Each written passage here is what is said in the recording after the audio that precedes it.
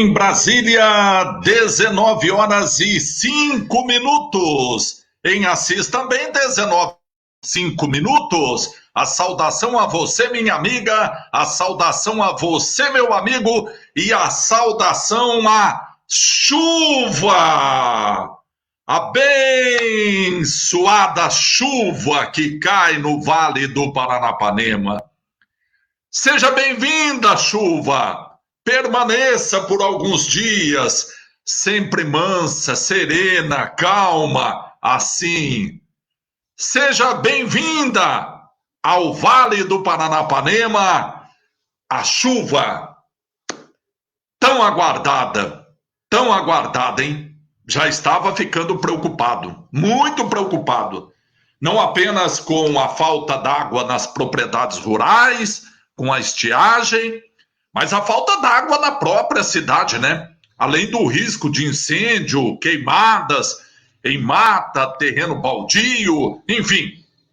Mas começou a chover. Espero que chova o suficiente para molhar a terra, para germinar a nossa produção e para dar uma refrescada, não? Dar uma arejada. Refrescar até que nem tanto, porque a temperatura tem caído nos últimos dias, né? De qualquer maneira, seja bem-vinda a nossa chuva ao Vale do Paranapanema. E seja bem-vindo você também, meu amigo, você também, minha amiga, já presentes aqui no Português Livre para Falar, diretamente de Assis, a cidade dos 3 S's, no interior do estado de São Paulo. Hoje é uma quarta-feira. Chegamos ao meio de semana. Quarta-feira, dia 12 de maio de 2021. Uma quarta-feira de lua nova, estamos no outono brasileiro. A temperatura mínima registrada na madrugada foi 17 graus, a máxima prevista 26 graus. O céu ficou nublado durante o dia e tinha previsão de chuva que acabou se confirmando. Chove neste momento, mas bem mansa a chuva que cai em todo o Vale do Paranapanema. Quarta-feira, chegando ao final, são 132 dias já se passando do ano de 2021, faltando 233 dias para acabar o ano.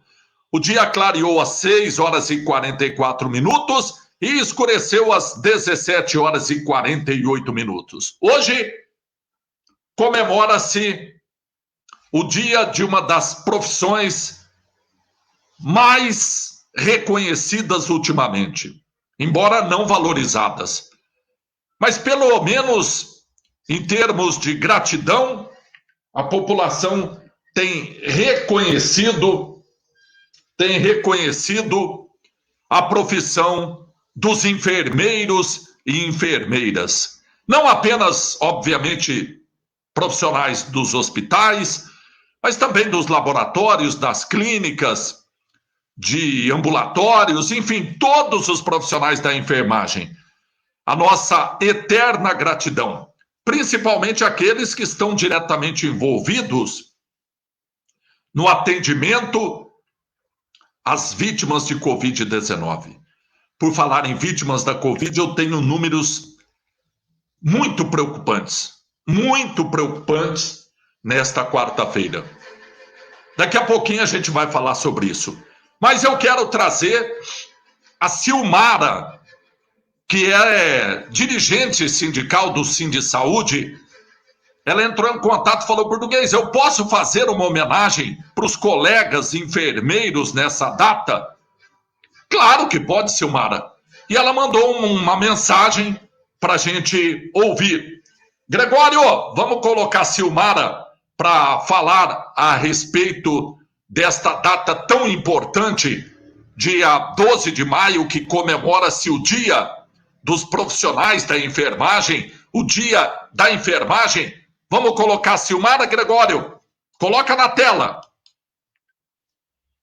Eu agradeço o espaço cedido ao Português e quero dizer, no dia de hoje, 12 de maio, é o dia, a data em que o mundo celebra o Dia da Enfermagem, onde temos aí os profissionais que estão na linha de frente, que estão dentro das estruturas gerenciadas pelo nosso governador O João que está Dória acontecendo? Está cortando o sinal? e que continuam exercendo as suas funções de forma comprometida. Mesmo frente ao descaso da direção dentro dessas estruturas, mesmo frente ao descaso de não terem equipamentos de proteção individual, mesmo frente da situação de que a estrutura não assegura que a assistência ocorra, pois não temos contratação, não temos reposição de servidores públicos, não temos concurso. E mesmo frente a situações da qual vem fazer com que esses profissionais tenham adoecido, esses profissionais têm visto colegas e amigos adoecerem em decorrência da Covid-19, muitos virem a óbito. Então o cenário é muito que triste. Quando a gente fala profissionais da enfermagem, só deveríamos o quê? Que esses profissionais efetivamente pudessem ser valorizados, pudessem ser reconhecidos. E a valorização é que, de fato, tenhamos um salário que corresponda com a responsabilidade da qual estes profissionais têm. A responsabilidade de salvar vidas. E a gente tem visto quanto que é importante a vida. Sempre estiveram, não é agora em relação somente à questão Covid. Esses profissionais da enfermagem sempre estiveram comprometidos. Mas agora o cenário é muito mais preocupante. E aí, no dia de hoje, nós, Sindisaúde, que é o sindicato que representa esses servidores, só queremos dizer, estamos na luta, não vamos deixar jamais de fazer a luta. Tempos difíceis, muito difíceis, porém, desistir jamais. Então, parabenizo a todos vocês que estão dentro das estruturas. Eu falo em especial do Hospital Regional de Assis, mas nós temos também outros profissionais que são da área da enfermagem, que continuam executando as suas funções aí dentro dos seus municípios. Mas que sigamos juntos e fortalecidos nessa luta em defesa dos servidores públicos estaduais da saúde. Obrigado, Silmara. Obrigada, Silmara. A Silmara, que é dirigente regional do Sindisaúde. Gregório, obrigado, viu? Obrigado a Silmara. Tá dado a mensagem. Eu quero, nas palavras da Silmara, estender esses cumprimentos a todos os profissionais da área da saúde. Claro, hoje em especial as equipes de enfermagem, pelo Dia da Enfermagem. As enfermeiras, aos enfermeiros, não apenas dos hospitais, das clínicas, dos laboratórios, dos ambulatórios e das unidades básicas de saúde. E não apenas aqueles que estão na ativa, mas também aqueles que já se aposentaram, mas que deram a sua contribuição profissional para salvarem vidas. E fazer uma homenagem aqui àqueles profissionais que infelizmente perderam a vida no exercício da profissão. Aqueles enfermeiros, aquelas enfermeiras que perderam a vida nessa pandemia da Covid-19. A nossa gratidão eterna, que Deus possa confortar a família desses profissionais que perderam a vida salvando vidas e que Deus continue abençoando esses profissionais que continuam na linha de frente salvando vidas de pacientes da Covid. Os números continuam preocupantes, daqui a pouquinho eu vou falar a respeito deles. Mas, aproveitando que também temos enfermeiros que têm outras atividades, vamos trazer o nosso enfermeiro cantor Marcos Paiva, que amanhã estará fazendo uma live. Marcos Paiva, faça um convite para a gente da sua live amanhã. Gregório, coloca na tela o Marcos Paiva, o nosso enfermeiro cantor. Parabéns, Marcos. Alô, pessoal. Beleza, estamos de volta. Quinta-feira, então, a live voz e violão. Marcos Paiva, voz e violão, tá? Só tô dando um toque para vocês ficar aí. Vai ser legal, vai ter bastante sucesso aí, né? Eu quero fazer uma também. Saudoso André Mello, né? O português gosta, né, português? Saudoso André Mello, né?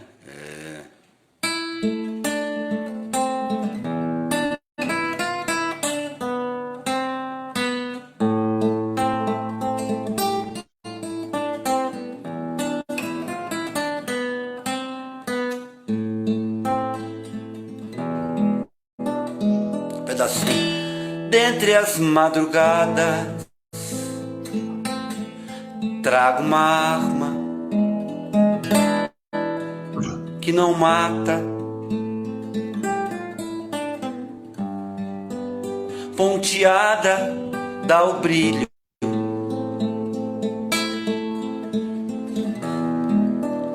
que ilumina meu caminho, clareia minha escuridão, clareia minha escuridão. Essa é uma das músicas do André, cantei com o André Mello, né? Cheguei a cantar essa música com ele já, né? Muito linda. Eu vou fazer essa para vocês, então, na live Voz e Violão. Quinta, tá? Quinta-feira. Legal, um abraço. E obrigado a todos que participaram da outra live que passou aí, né? Legal. Um abraço, viu? Quinta-feira, então, hein?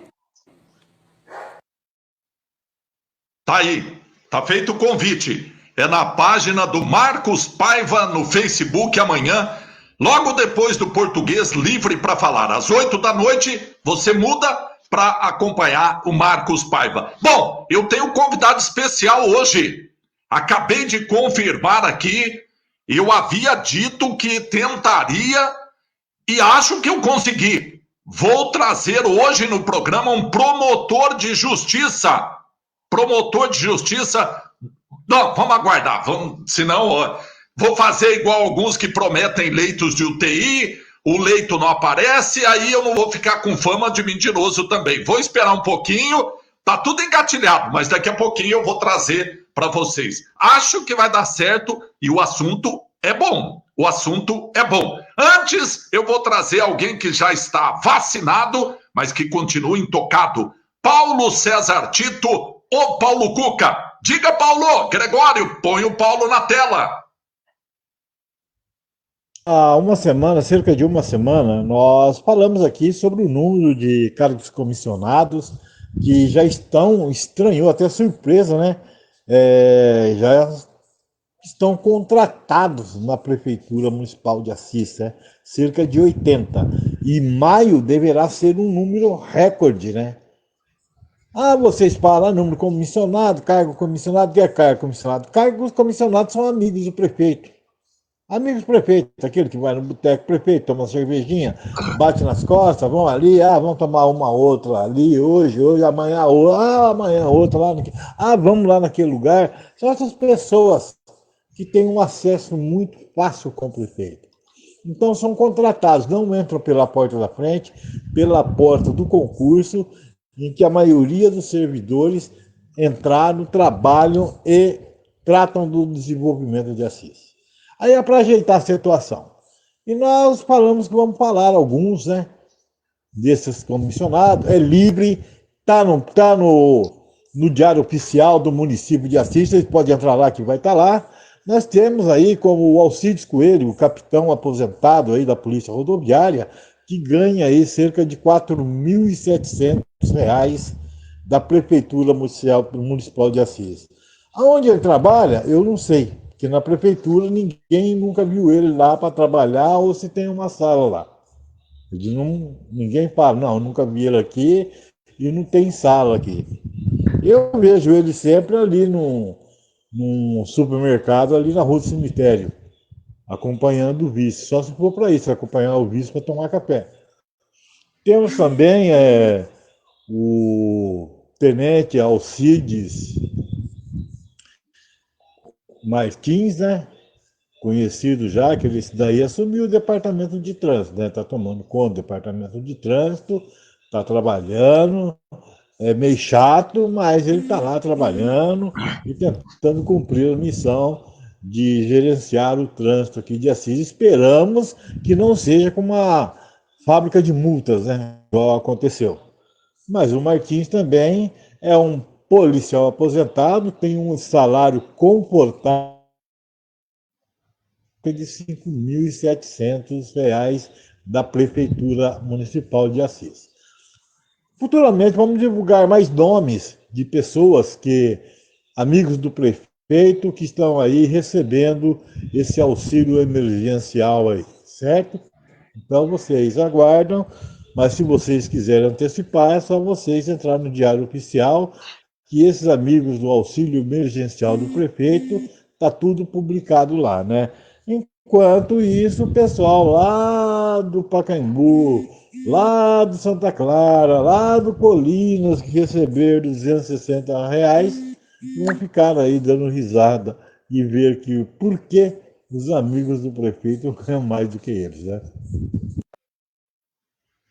Bom, tá aí. Obrigado, viu, Paulo? O Paulo tá trazendo, inclusive, o nome do povo que está comissionado e o salário do povo. Bom, isso é transparência. Claro, tá publicado lá no portal Transparência, não tem problema nenhum. Divulgar o salário e o nome das pessoas que são comissionadas. Claro, não tem problema nenhum. Afinal de contas, é dinheiro público que está pagando o salário desse povo. Aliás, o Paulo falou de departamento de trânsito. Tem uma novidade no trânsito em Assis, o que eu lamento muito. Não vou nem fazer crítica se é certo ou errado a mudança.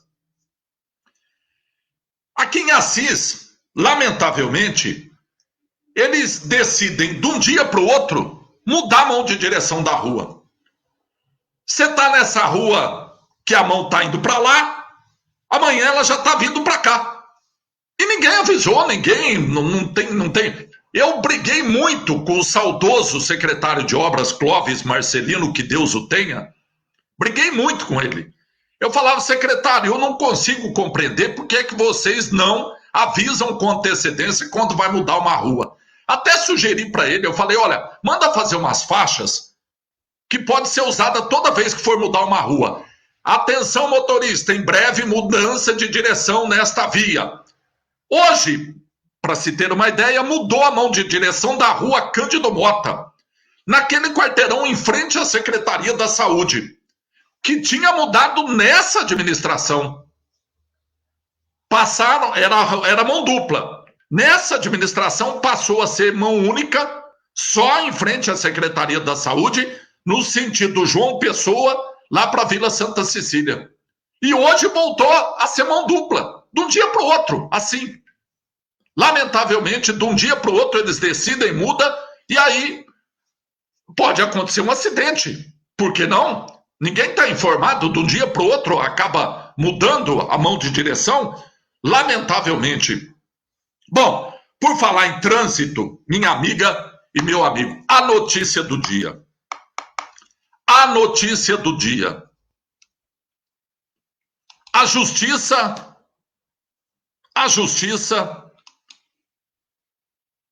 negou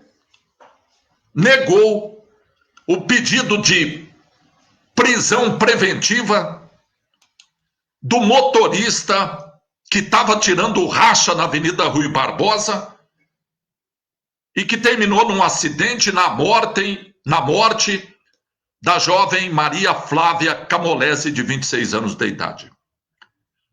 Nós trouxemos aqui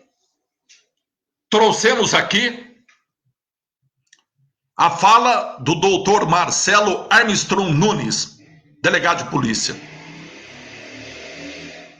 Ele falando que concluiu o inquérito e que pediu a prisão preventiva do motorista pelos crimes de embriaguez ao volante. Há provas, imagens do motorista bebendo antes do acidente. Crime de direção perigosa, porque tem imagens que mostram tirando racha, o carro dele e um outro carro. E ainda pelo crime de homicídio doloso. Por que doloso? Porque quem está fazendo manobras arriscadas, direção perigosa, bebeu e dirigiu, assume o risco daquilo que praticar. Então, o delegado pediu a prisão preventiva, alegando esses crimes praticados. A promotoria, através do doutor Fernando Fernandes Fraga, também pediu a prisão preventiva. E hoje, agora à tarde, eu recebi a decisão da Justiça que negou o pedido de prisão preventiva. Foi negado o pedido de prisão preventiva. A decisão é do juiz Alexandro Conceição dos Santos, que negou o pedido de prisão preventiva, mas estabeleceu algumas medidas cautelares. O motorista está, preste atenção, está proibido de frequentar bares, casas noturnas e locais que haja consumo de álcool e drogas.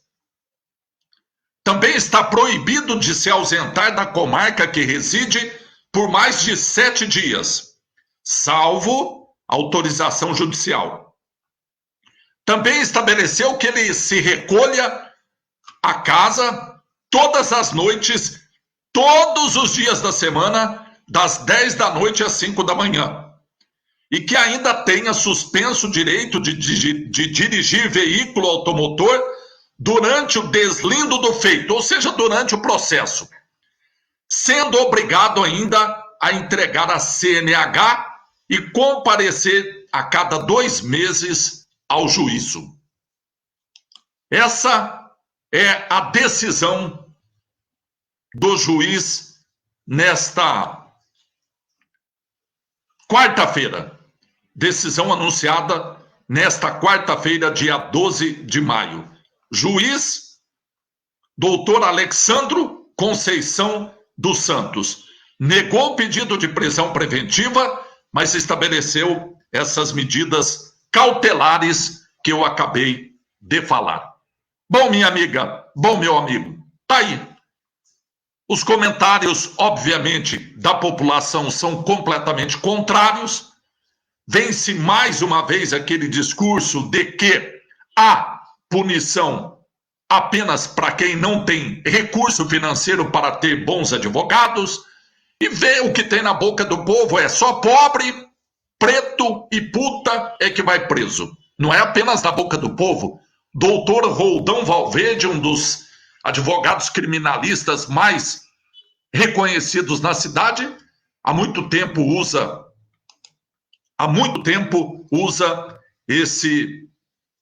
essa fala. Muito falado esse tipo de comentário. Muito. E a população, claro que reprova. Mas decisão judicial se cumpre. Mas o promotor Dr. Fernando Fernandes Fraga não ficou satisfeito e vai recorrer ao Tribunal de Justiça. Enquanto isso, o motorista fica em liberdade para responder a esse processo. Tá bom, minha amiga? Tá bom, meu amigo? Gregório, já temos convidado ou não? Temos convidado já ou não, Gregório? Se tiver, pode colocar na sala. Temos ou não? Ainda não? Então tá bom. Então eu vou trazer os números da Covid-19 em Assis nesta quarta-feira. Deixa eu cumprimentar quem está presente aqui na sala primeiro, né? Que falta de educação, né, português? Você, como anfitrião, é uma vergonha. Peço desculpas, mas vamos lá. Paulo Almeida presente, boa noite. Feline Seu Manuel, lá no Parque Colinas, boa noite. Dona Olívia, boa noite, presente. Moacir Camargo Filho, presente. Cida Faustino, presente, boa noite. Angélica Almeida, boa noite, presente. Marta Luzia Vieira Cardoso, boa noite, presente. Adevar Campana, boa noite, presente. Jales, um abraço, presente. Tá lá agradecendo a chuva e pedindo a Deus que leve embora o vírus também. Um abraço, Jales, tá lá no Parque Universitário. Meu amigo Palinha, tá lá em Presidente Prudente. Um abraço, viu, Palinha? Obrigado pela audiência. Nil Batista, boa noite, obrigado, presente. Vilma Salustiana, presente. Professora Tereza, boa noite, presente. Benê Quintiliano, boa noite, presente. Neia Ferreira, boa noite, presente. Fernando Kiko, boa noite. Marcos Paiva, tá acompanhando aqui? Já fiz aqui o merchan, hein? Já fiz aqui o convite para amanhã, Marquinhos. Vamos estar junto acompanhando. Marabasso, boa noite. Marabasso, boa noite, presente. Rucinho tá lá em Cândido Mota. Um abraço. Maria Cristina Rodrigues Arantes. Dona Mafalda, tudo bem, Dona Mafalda? Boa noite, obrigado. Maristela, boa noite. Cléo Melo tá parabenizando a Silmara e desejando um feliz aniversário. Não sabia que era aniversário da Silmara, não. Parabéns, então, viu, Silmara? Diego Sacalém, boa noite, obrigado pela presença. Maria Cristina está dizendo, e os leitos prometidos pelo deputado, pelo prefeito, já foram instalados no AME? Não, não foram instalados no AME e não tem nenhuma informação ainda. E vou dizer mais. Hoje, dia 12 de maio, é o terceiro dia em toda a pandemia com o maior número de pessoas hospitalizadas em Assis. Com gente no AME não, na UPA, esperando uma vaga para ser transferido para Santa Casa, para o hospital regional, e não tem vaga. Uma família me procurou hoje desesperada, entrei em contato com a Secretaria da Saúde, o nome está lá, na central de vagas, é a chamada CROSS, e até o momento não tem previsão. Eu já vou antecipar. 139 pessoas hospitalizadas em Assis hoje. Só perde para o dia 7 de abril, quando nós tínhamos 180 pessoas hospitalizadas, e perde para o dia 5 de abril, quando eram 140 pessoas hospitalizadas. Hoje, segundo o Boletim da Saúde, são 139 pessoas hospitalizadas. Só de Assis, 50. E mais 89 da nossa região. Difícil, viu? Marinês, boa noite. A Marinês está lá no Parque Universitário e já está assanhando a gente. Frio e chuvinha combina com uma sopinha. Uma sopinha quente, hein, Marinês? Só para assanhar, né? Edjalma Bugiato tá feliz da vida. A terra tá tremendo. Datafolha hoje. Lula 55, Bolsonaro 22. Acabou de sair. É a primeira pesquisa presidencial de 2022. E aparece o ex-presidente Lula na frente do presidente Bolsonaro, vencendo no primeiro e no segundo turno, segundo a pesquisa Datafolha. Diego e Jéssica, aqui no Brasil é complicado também. Todo dia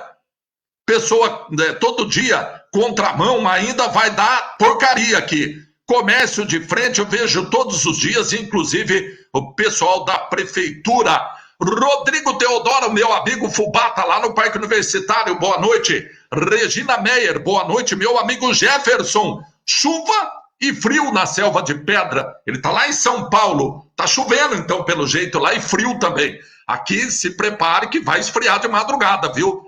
Pode se preparar, minha amiga, pode se preparar, meu amigo. Selma Domingos, na escuta, boa noite. Professora Nathalie Maluf Mega, boa noite, presente também. Muito bem. Gregório, já temos o convidado ou não? Já temos o convidado ou não, Gregório? Se tiver, pode colocar na tela aí para a gente começar a conversar. Tá presente ou não? Deixa eu chamar ele aqui. Deixa eu ver se ele vai aparecer aqui.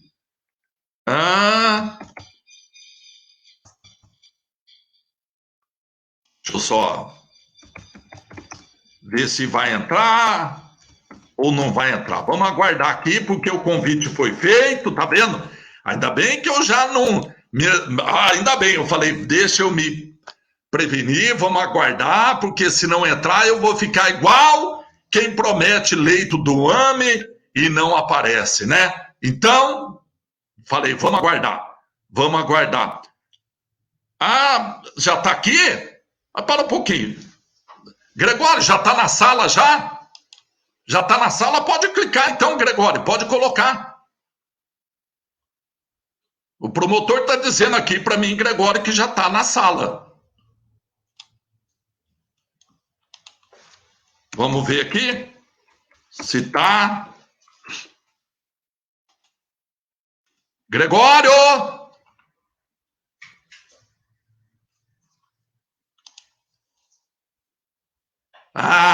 Tá bom. Agora o Gregório tá falando que entrou. Então vamos lá.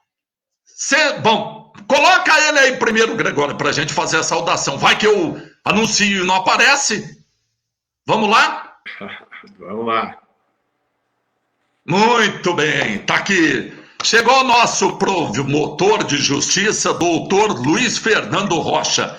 Me ouve bem, Fernando? Ouço sim, português. Tá me ouvindo bem?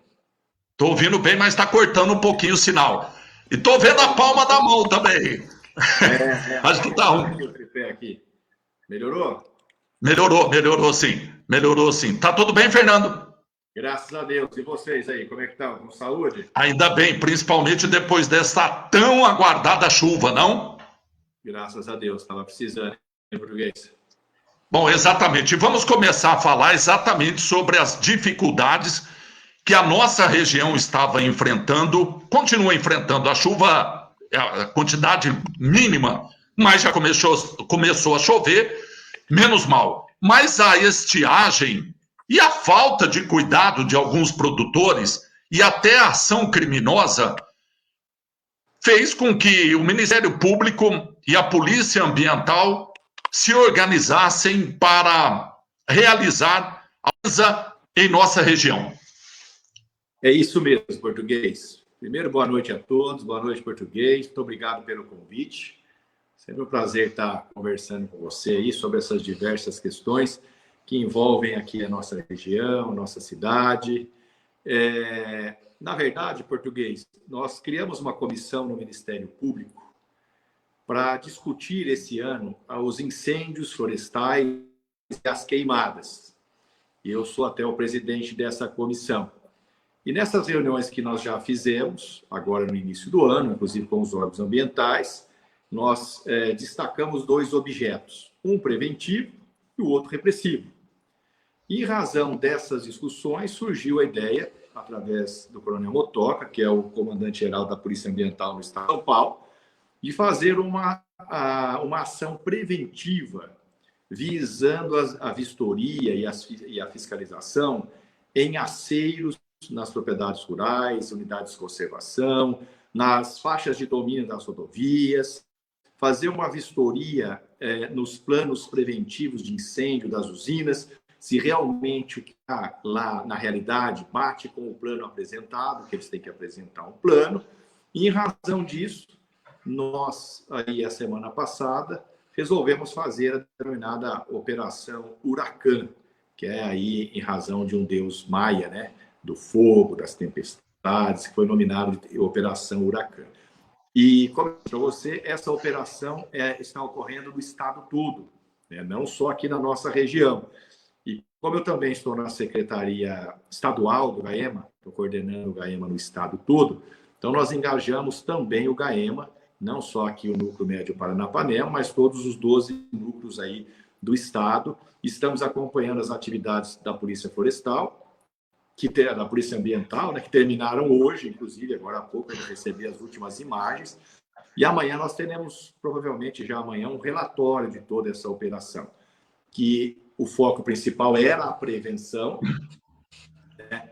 E hoje, inclusive, nós pegamos algumas imagens aí de satélite, que havia no estado todo focos de incêndio, e a Polícia Ambiental e alguns técnicos nossos se deslocaram até o local para fazer aí a vistoria. E algumas situações, por exemplo, aqui na nossa região, que eu estive junto com a Polícia Ambiental na segunda-feira, acabaram originando também autuações, né? Então, amanhã, provavelmente, nós teremos esse relatório de todo o estado, da nossa região também. Esse relatório será encaminhado para os promotores locais e para os promotores do núcleo do GAEMA, para nós darmos desdobramentos. Mas isso, agora há pouco, inclusive, eu estava numa reunião da comissão, dessa nossa comissão do estado todo, e isso vai se tornar aí uma rotina para nós, essas ações preventivas. Porque em relação a incêndios e queimadas, o português, nós estamos chegando cada vez mais à conclusão que o mais importante de tudo é a prevenção. Porque depois que já pegou fogo, depois que está queimando, né, óbvio, nós vamos responsabilizar quem deve ser responsabilizado, mas muitas vezes o dano ambiental, não só a flora, mas também a fauna, o ecossistema, é quase que irreparável, né? Então, nós estamos investindo bastante por vez nas medidas preventivas. Bom, e que medidas preventivas podem ser tomadas? Como eu disse agora há pouco, aceiros, por exemplo, né? Ou seja, uma distância entre a plantação e uma área de preservação permanente, por exemplo, há uma distância mínima que deve ter, em algumas situações de 30 a 50 metros, e a maioria não, mas alguns não respeitam essa distância, porque é uma área não agricultável, né? É uma área de segurança, digamos assim, que se nós tivermos algum problema aqui, ele não vai atingir uma floresta, né? Uma outra situação, por exemplo, em margens de rodovia, a faixa de domínio tem que estar limpa, tem que estar sem gramíneas, sem nenhum tipo de vegetação que pode provocar um incêndio, né? E, paralelamente a isso também, nós estamos promovendo, e vamos intensificar isso, né? É óbvio, português, que todos nós sabemos, por exemplo, se você está passando numa rodovia, primeiro porque é proibido dirigir e conduzir um veículo automotor fumando, né? Fumando um cigarro. Mas você está com cigarro ali, você pega e joga a bituca na margem da rodovia. Qualquer leigo sabe que isso pode provocar um incêndio, pode provocar uma queimada, né? Então, nós vamos intensificar também algumas medidas educativas, uma panfletagem aí. Essa operação também visou orientar produtores rurais que talvez não tenham ainda conhecimento dessas medidas, principalmente esses aceiros em torno de floresta, de unidade de conservação, as faixas de domínio, por exemplo, em sinais que pertencem ao município, em rodovias são de responsabilidade de concessionárias ou diretamente do DR, e também a importância desses planos preventivos de incêndio, né? Não só do plano, mas que se cumpra esse plano. E nós também estamos fazendo o levantamento, português, dos equipamentos que nós temos nos municípios, nas usinas, bombeiros, né? Para a gente tentar fazer uma ação coordenada. Então, nós temos um problema, por exemplo, aqui. Quem são os atores que nós podemos envolver na repressão para apagar aquele incêndio? Quem que vai coordenar isso? Montar realmente uma equipe, uma rede de prevenção e de repressão a incêndios. Bom, se o objetivo primeiro vai ser exatamente concentrar esforços na prevenção para que não ocorra um incêndio, obviamente que merece todo o nosso reconhecimento essa iniciativa. Mas eu pergunto, nos casos já confirmados, o promotor acaba de dizer que multas, inclusive, foram lavradas.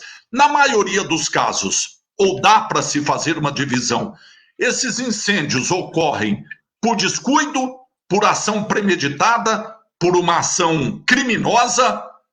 Qual é o cenário que vocês conseguem detectar dos casos confirmados de incêndio na nossa região? A maioria. Olha, português, a nossa região não foge da regra geral. Tá? Por quê? Porque nós temos um levantamento do estado todo, dos principais locais, dos principais incidências. E uma coisa é certa, 99% mais ou menos, 98%, 99%, sei lá, um índice muito alto dos incêndios em queimadas acontecem pela ação humana. Então, nós precisamos de uma ação humana. Aquilo que muitas vezes nós imaginamos, está muito tempo sem chover, o fogo em combustão, isso pode ocorrer, mas é muito difícil o fogo nascer do nada, sem nenhuma provocação. Então, nós temos casos que a própria natureza, às vezes, em razão de determinadas combustões, pode gerar esse fogo. Mas qual que é a conclusão que nós chegamos? Que a maioria esmagadora desses incêndios e queimadas são provocados por ação humana. Então, esse já é uma variável. A segunda variável, esta ação humana foi dolosa, provocada intencionalmente, ou foi culposa, por exemplo, igual você falou, uma falta de orientação, falta de conhecimento, falta muitas vezes de adotar as medidas mínimas necessárias, como eu disse agora há pouco. Por exemplo, fazer um aceiro, cuidar daquele aceiro, manter aquele aceiro limpo, para que o fogo não se propague, caso haja o fogo. Então, isso tudo tem que ser investigado caso a caso, português. A maioria dos casos não é uma ação criminosa. É uma ação, realmente, a gente pode até falar de uma forma geral, descuidada, que poderia ser evitada.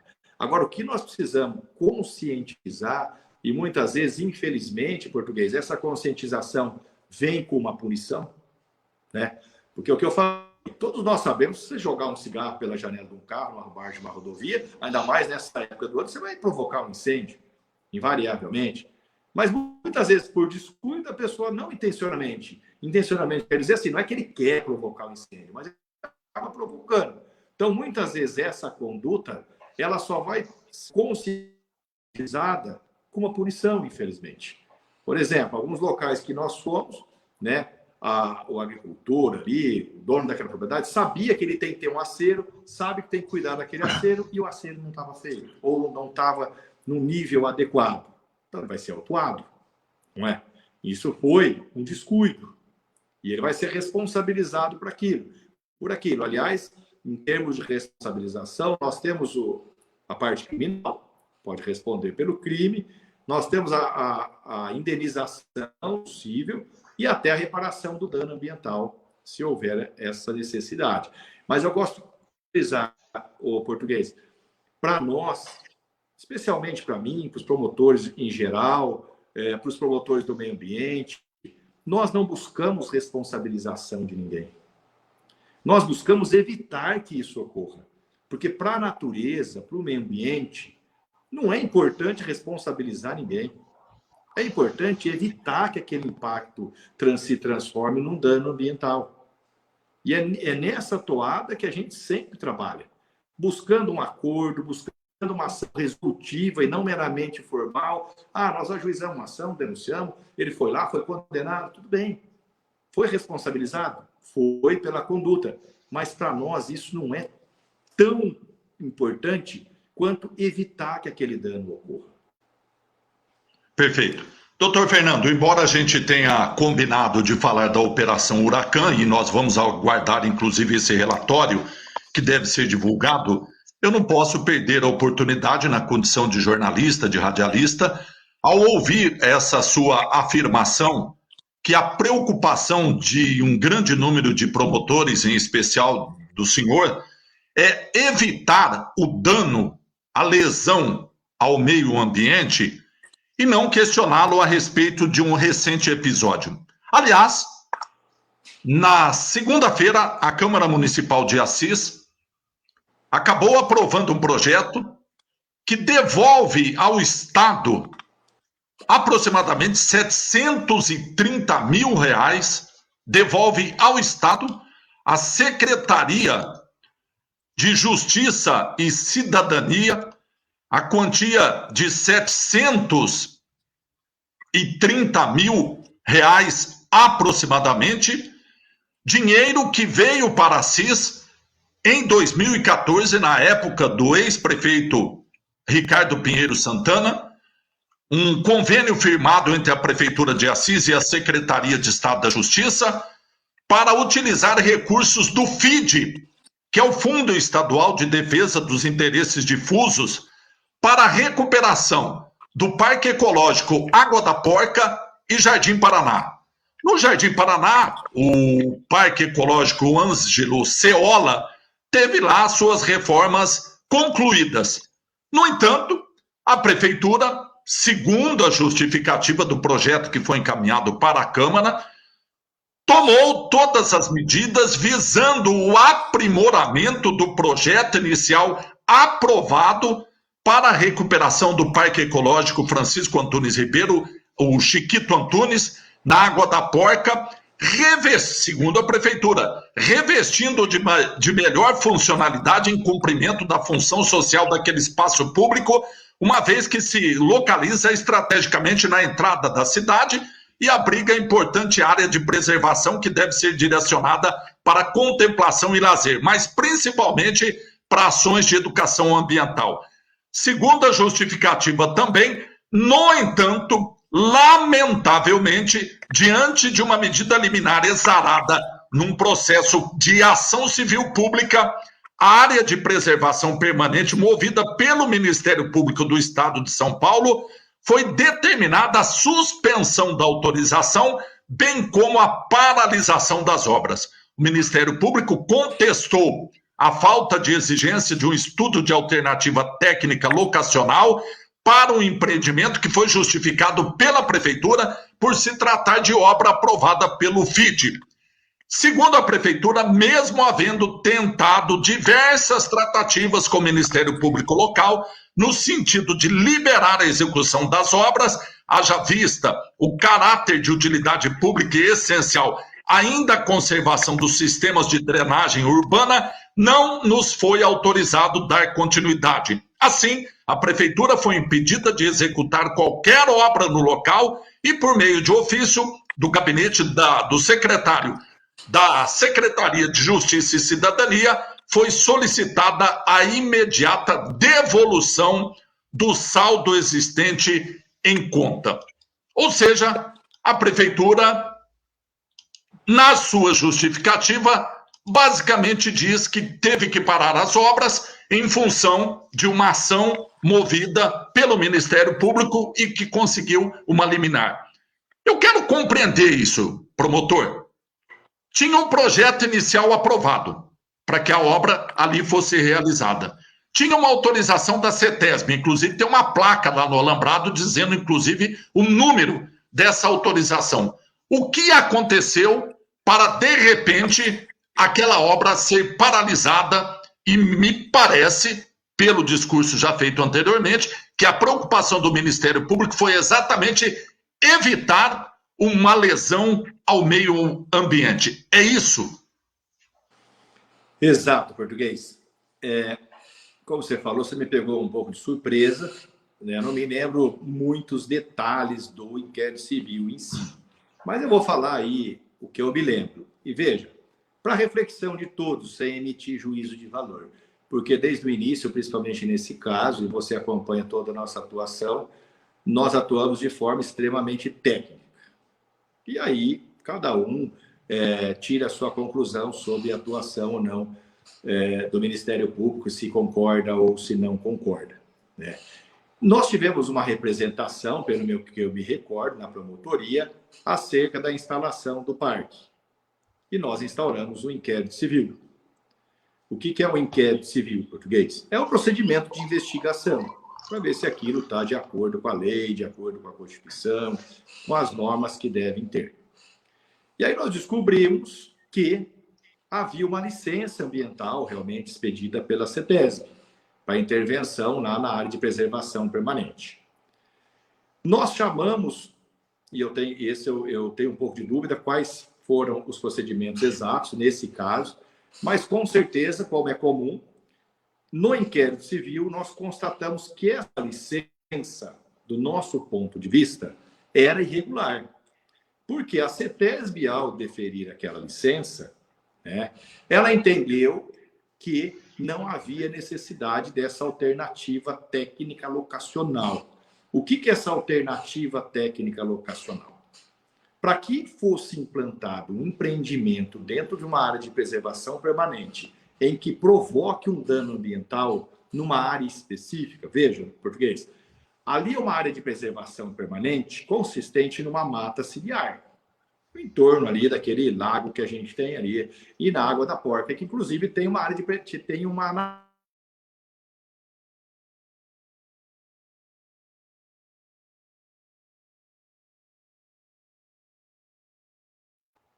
Tá por aí ainda? Deu uma sumida. Português, está me ouvindo? Agora eu estou ouvindo. Cortou um pouquinho o sinal. Estava falando da alternativa locacional e que teria constatado a necessidade ou não de reparos. É isso? Isso. Inclusive, nós temos uma nascente também. Nascente da Água da Porca, que está sendo discutida em uma outra ação civil pública que nós já temos o trânsito em julgado dessa ação. Então, são duas ações quase que no mesmo local.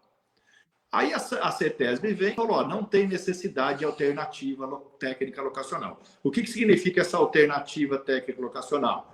Ó, para nós provocarmos esse dano ambiental dentro de uma área de preservação permanente, o que é uma área de preservação permanente? Aquela área. É uma mata ciliar. O que é uma mata ciliar? Mata ciliar vem de cílios. Cílios mesmo, literalmente. O cílio protege o quê? O olho. A mata ciliar protege o quê? Rios, lagos, lagoas.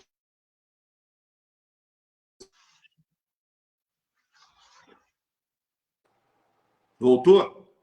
Sim, voltou. Agora sim. Então, aí, o que nós, de acordo com a decisão do Supremo Tribunal Federal, em relação à Lei 12.651, que é o denominado Código Florestal, para que haja essa intervenção, mesmo que seja de interesse social, há necessidade do quê? Desse estudo. O que é esse estudo? É a CETESB falar assim, a prefeitura fala assim, ó, nós não temos outro local no município para fazer esse parque.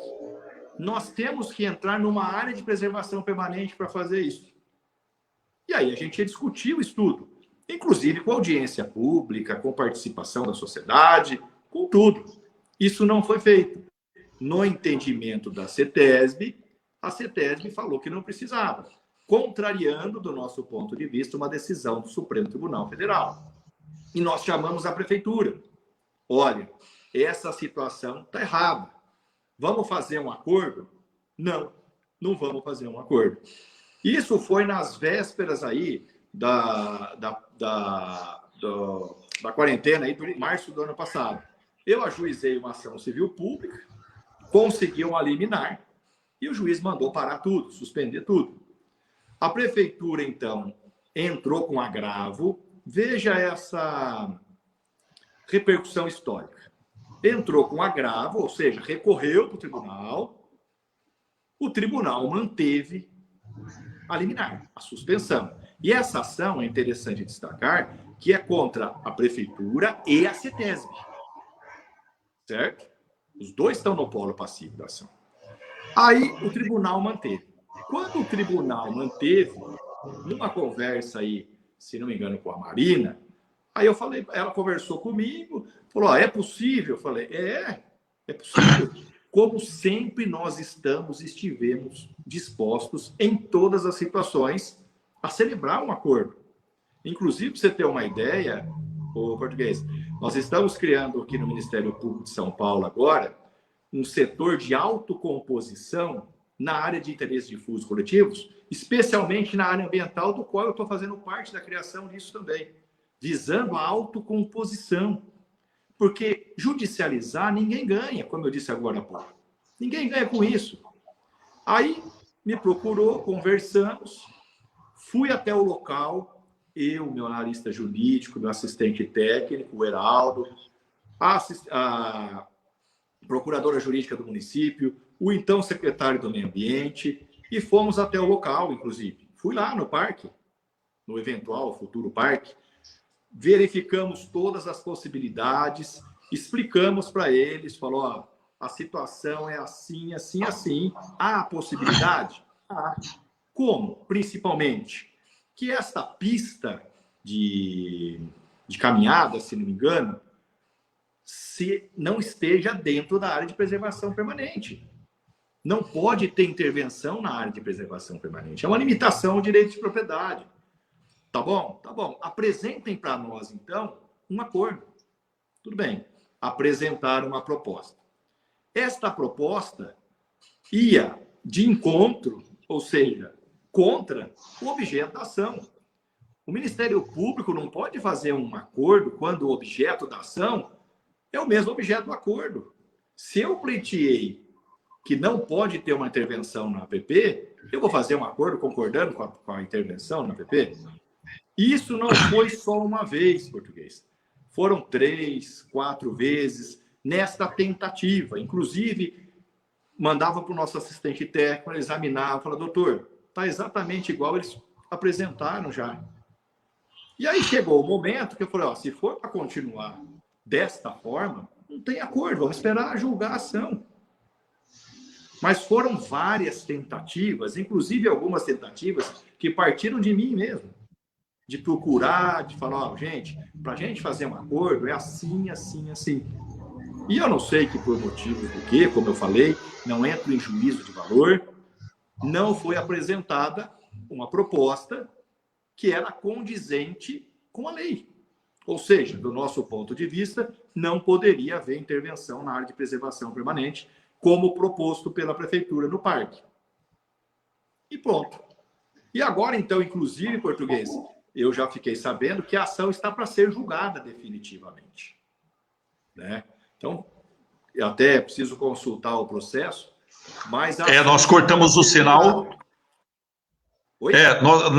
Nós tivemos um pequeno problema no sinal, acho que na parte mais importante, pelo que eu entendi, nós estamos tendo algumas interrupções, mas pelo que eu entendi, a promotoria insistia para que eles mandassem uma nova proposta de projeto de alteração. Isso acabou não ocorrendo, essa tentativa de fazer esse acordo não ocorreu, porque essa nova proposta não apareceu e a ação acabou... propostas, o português, até apareceram, mas as propostas eram idênticas com o projeto que estava na ação. Perfeito, compreendi. Bom, para que a gente possa... O promotor, ele não tem essa discricionariedade. Se eu fizesse um acordo de uma proposta idêntica ao projeto que está na ação, mas espera aí, eu podia ser questionado até pela sociedade, que é o nosso principal fiscal, pela nossa corregedoria. Como é que você fez um acordo com uma proposta que você entrou com a ação? Tá, deixa eu tentar compreender uma coisa.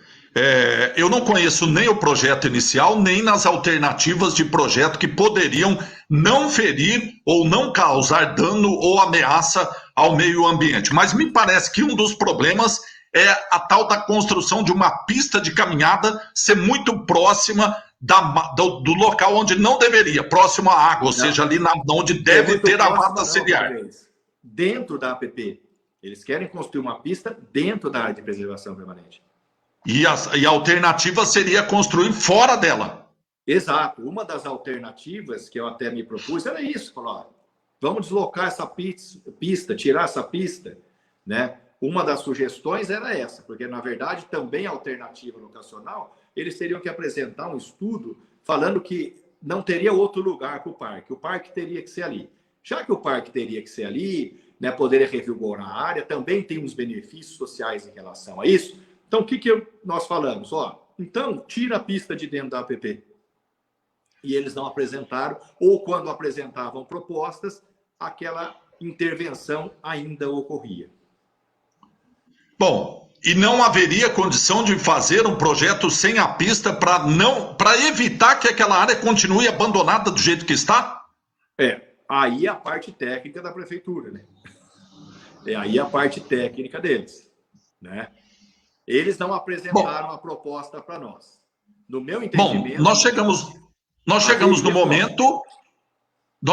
momento que a Câmara aprovou a devolução do dinheiro. É tão difícil conseguir um dinheiro como esse para fazer algo que a população, imagino que a promotoria também concorde, que algo precisa ser feito naquele espaço.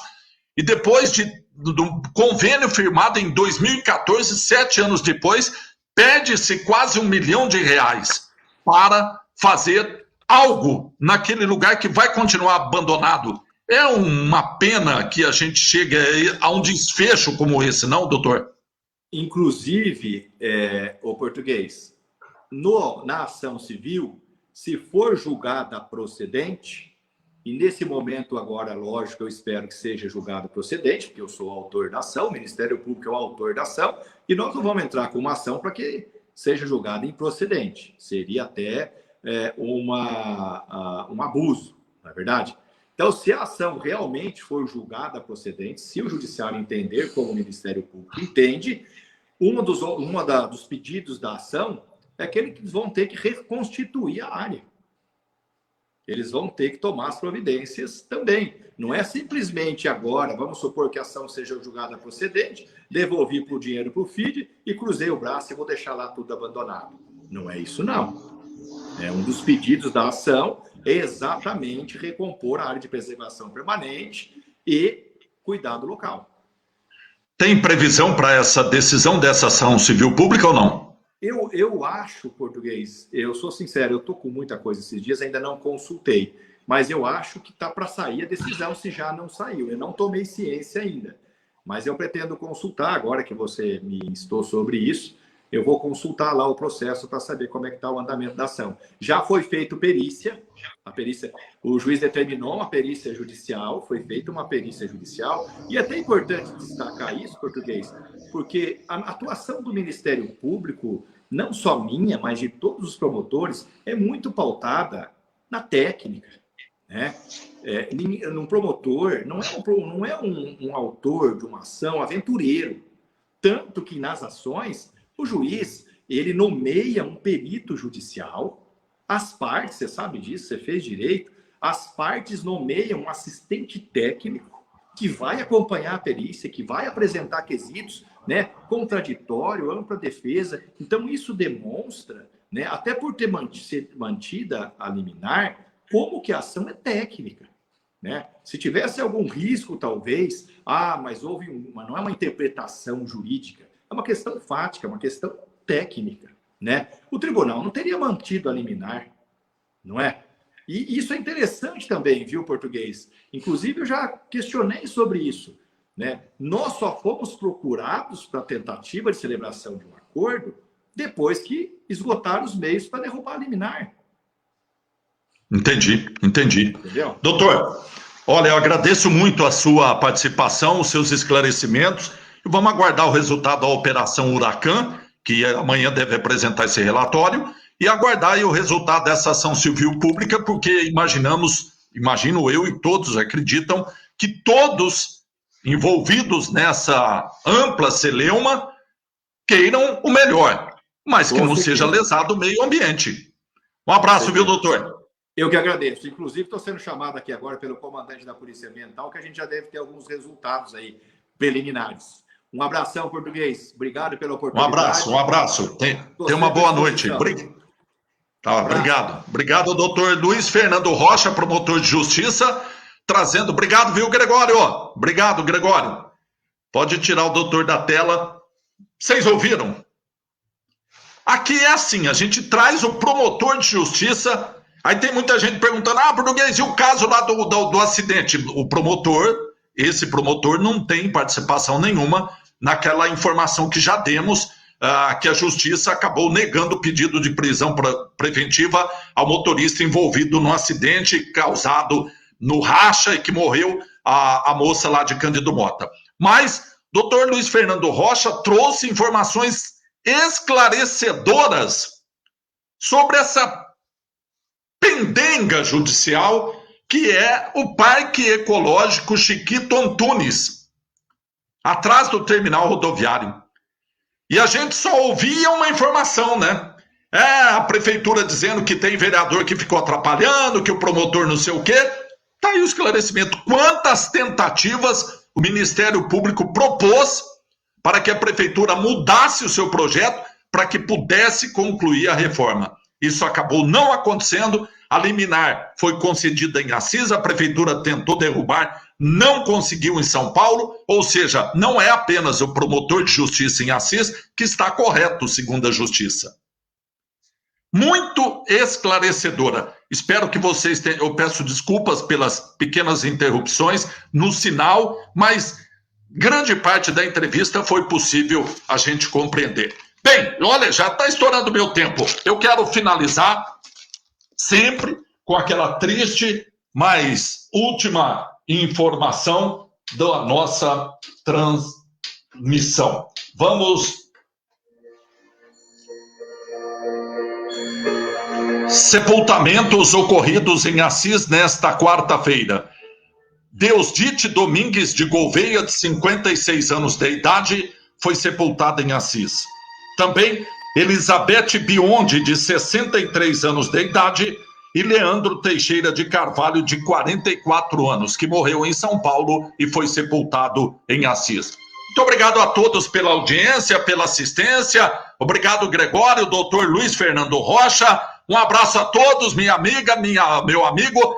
Mais uma vez, obrigado, Deus, pela chuva. Tenhamos todos uma ótima noite de descanso e um abraço a todos. Muito obrigado, minha amiga. Muito obrigado, meu amigo. Tá acabando a bateria aqui. Acabamos na hora. Obrigado, Gregório. Tchau.